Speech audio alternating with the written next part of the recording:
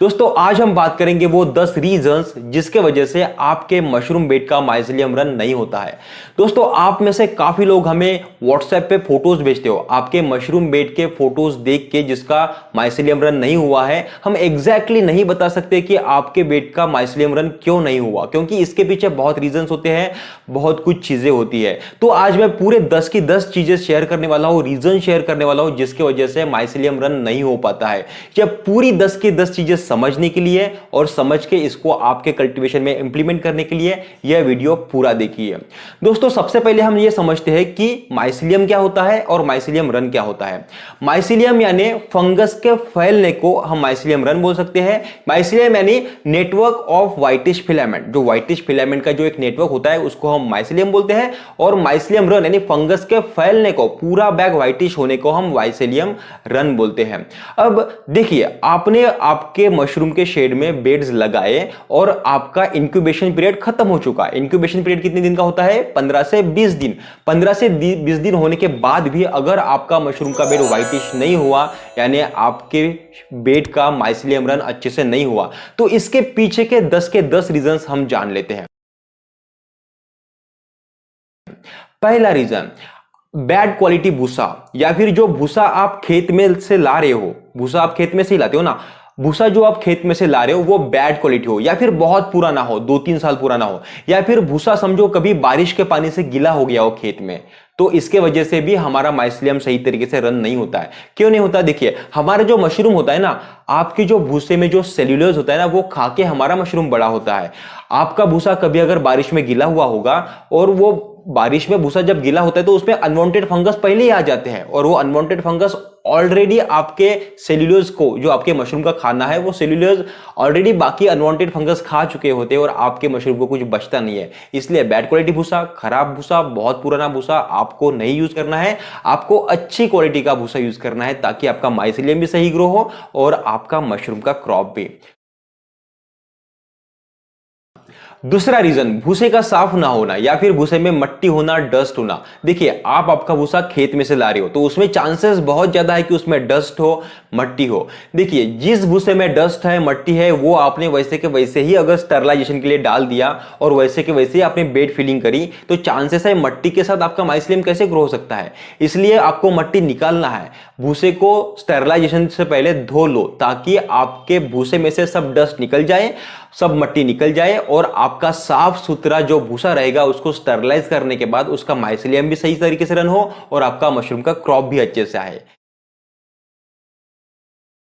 तीसरा रीजन यह भी हो सकता है कि जो भूसा स्टरलाइजेशन के बाद आप निकालते हो, फैला के रखते हो फर्श पे या फिर अच्छी जगह पे, तो क्या होता है, कभी कभी हमारा जो भूसे का पानी होता है, भूसे का पानी पूरी तरीके से निकलता नहीं, और पानी भरा भूसा ही हम बेड फिलिंग करते समय यूज करते हैं। तो उससे क्या होता है, बाद में पानी जमा हो जाता है बेड में, और उसके वजह से जो हमारा भूसा होता है वो सड़ने लगता है अंदर के अंदर। इसलिए जब आप स्टरलाइजेशन करने के बाद भूसा फर्श पर फैलाओगे तो कोशिश करिए कि आपके भूसे में से पूरा पानी निकल जाए। पूरा पानी निकलने के बाद अगर आप भूसे को मुट्ठी में पकड़ते हो और अच्छे से खींच के मुट्ठी को दबाते हो तो उसमें से एक बूंद भी गिरना नहीं चाहिए, और उसको छोड़ने के बाद, मुट्ठी छोड़ने के बाद आपका हाथ गीला भी होना चाहिए। इस तरीके का भूसा, मतलब स्टरलाइज करने के बाद भूसे का पूरा पानी निकल जाने दो, लेकिन भूसा गीला भी होना चाहिए। इस तरीके का भूसा आपको बेड फिलिंग के लिए यूज करना है ताकि आपका ज्यादा पानी होने से आपका भूसा सड़े ना, और माइसेलियम भी सही तरीके से ग्रो हो और आपका क्रॉप भी अच्छे तरीके से आए। चौथा रीजन ये भी हो सकता है कि आप बैड क्वालिटी स्पॉन यूज करो, या फिर लेस मैच्योर्ड स्पॉन यूज करो, या फिर एक्सपायर्ड स्पॉन यूज कर रहे हो। आप जो स्पॉन यूज कर रहे हो अगर वो उसकी क्वालिटी सही नहीं है तो आपका माइसेलियम सही तरीके से रन नहीं होगा। आप ट्रस्टेड लोगों से स्पॉन खरीदें, आप उन्हीं लोगों से स्पॉन खरीदें जो अच्छा और हाई क्वालिटी मैच्योर्ड स्पॉन आपको प्रोवाइड करे। पांचवा रीजन ये भी हो सकता है कि जैसे हम स्पॉनिंग कर रहे हैं, यानी बेड फिलिंग कर रहे हैं, तो बेड फिलिंग करते समय हमारे स्पॉन को इन्फेक्शन हो जाए। जैसे हमारे हाथ से स्वेट निकलता है तो स्वेट के वजह से भी स्पॉन को इन्फेक्शन हो सकता है। हम खांसते हैं, कभी कभी मशरूम का बेड भरते भरते खांसते हैं तो हमारे जो माइक्रो ऑर्गेनिजम्स हमारे मुंह से निकलते हैं उससे भी स्पॉन को इन्फेक्शन हो सकता है। इसलिए हमें बहुत ज्यादा केयर करनी पड़ेगी स्पॉन के कांटेक्ट में आने से। हम हैंड ग्लोव्स यूज कर लेंगे, मुंह पे मास्क या रुमाल लगा लेंगे, और सर पे कैप या रुमाल लगा लेंगे ताकि हमारे स्पॉन को इन्फेक्शन ना हो। छठा रीजन ये हो सकता है कि जब हम बेड फिल करते हैं, बेड भरने के बाद जो बेड हम बांधते हैं वो ढीला बांधा, टाइट नहीं बांधा, तो भी हमारा माइसेलियम अच्छे से रन नहीं होता है। जितना अच्छे से आप बेड फिल करोगे, जितना अच्छे से टाइट बैग भरोगे और उसको अच्छे से बांधोगे, तो चांसेस है हमारा माइसेलियम अच्छे से ग्रो हो, क्योंकि ढीली बैग में जो आपका भूसा होता है वो भी ढीला होता है और माइसेलियम को एक स्ट्रॉ से दूसरे स्ट्रॉ तक जाने में काफी टाइम लग जाता है। इसलिए बैग को अच्छे से टाइट बांधो जिससे आपका माइसेलियम अच्छे से ग्रो हो। सातवां रीजन यह भी हो सकता है कि आपको आपके शेड में डे 1 से टेम्परेचर और ह्यूमिडिटी मेंटेन करना है। टेम्परेचर 28 डिग्री सेल्सियस के नीचे, ह्यूमिडिटी 60% से ज्यादा। काफी लोगों को यह कंफ्यूजन रहता है कि इंक्यूबेशन पीरियड में, इंक्यूबेशन डेज में आपको टेम्परेचर ह्यूमिडिटी मेंटेन करना है या नहीं करना है। तो करना है आपको डे 1 से, जिस दिन से आपने बैग फिल करा उस दिन से आपको टेम्परेचर और ह्यूमिडिटी मेंटेन करना है, जिससे आपका माइसेलियम बहुत अच्छे से ग्रो हो। आपके मशरूम के बेड का माइसेलियम अच्छा रन न होने के पीछे का आठवां कारण यह भी हो सकता है कि आप आपके शेड में स्वच्छता नहीं रख रहे हो। अगर आप आपके शेड में स्वच्छता नहीं रखोगे तो आपके शेड में कीड़े मकोड़े, मच्छर, स्पाइडर, चींटियां ये हो सकते हैं और इनके वजह से आपके शेड में, मतलब आपके बेड में लार्वा भी पैदा हो सकता है और उसका डायरेक्ट असर आपके माइसेलियम रन पे भी हो सकता है। इसके लिए आपको आपके शेड में बहुत अच्छे से स्वच्छता रखनी है। आपके मशरूम बेड में माइसेलियम अच्छे तरीके से रन ना होने के पीछे का नौवां कारण यह भी हो सकता है कि आप मशरूम बेड को होल नहीं कर रहे हो, क्योंकि मशरूम का बेड आपका एरेशन करता है, उसका कार्बन डाइऑक्साइड की जरूरत होती है, तो वो एरेशन करते रहता है। तो उसको एरेशन के लिए आपको मशरूम के बेड को होल करना है और होल करने के तुरंत बाद आपको कॉटन लगाना है ताकि आपके मशरूम के बेड को इंफेक्शन ना हो। तो एरेशन के लिए होल करो और उसमें कॉटन लगाओ ताकि आपका माइसेलियम सही अच्छे तरीके से रन हो और उसको इंफेक्शन ना हो। आपके मशरूम बेड का माइसेलियम अच्छे तरीके से रन नहीं होने के पीछे का 10वां रीजन यह भी हो सकता है कि आप आपके शेड में कार्बन डाइऑक्साइड प्रॉपर तरीके से मेंटेन नहीं कर पा रहे हो।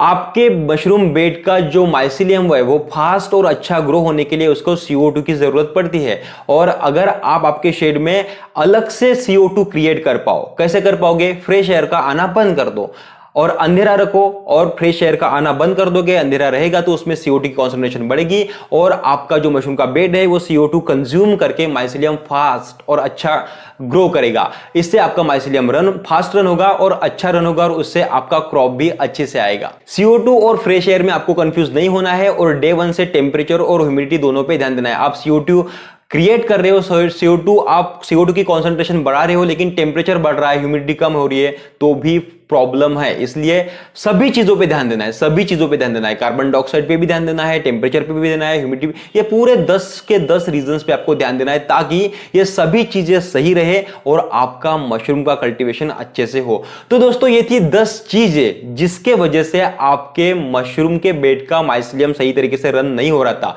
इसके बाद जब भी आप कल्टीवेशन करोगे या फिर अभी भी कर रहे हो, तो जब भी आपको लगे कि आपके मशरूम के बेड का माइसेलियम सही तरीके से रन नहीं हो रहा है, तो इसके पीछे ये 10 में से कोई भी एक कारण है या फिर 2-3 भी रीजंस हो सकती है या फिर 10 के 10 चीजें भी हो सकती है कि जो आप प्रॉपर तरीके से फॉलो नहीं कर रहे हो और आपके बेड का माइसेलियम सही तरीके से रन नहीं होगा। इन फ्यूचर आपके बेड का अगर माइसेलियम सही तरीके से रन नहीं होता है तो यह वीडियो आप फिर से एक बार देख लेना और जान लेना कि आप कहां गलती कर रहे हो और कहां आपको गलती नहीं करना है और क्या चीजें कैसे कैसे मेंटेन करना है। तो दोस्तों जो लोग नए हैं, इस बिजनेस में आना चाहते हैं, oyster milky mushroom cultivation training सीखना चाहते हैं, इस तरीके का नया स्टार्टअप डालना चाहते हैं, वो हमें कॉल या व्हाट्सएप कर सकते हैं दिए गए नंबर पे।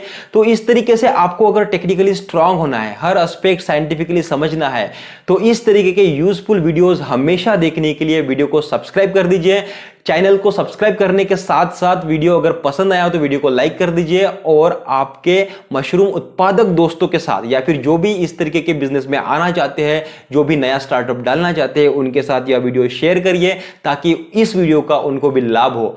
वीडियो को पूरा देखने के लिए आप सभी लोगों का बहुत बहुत धन्यवाद।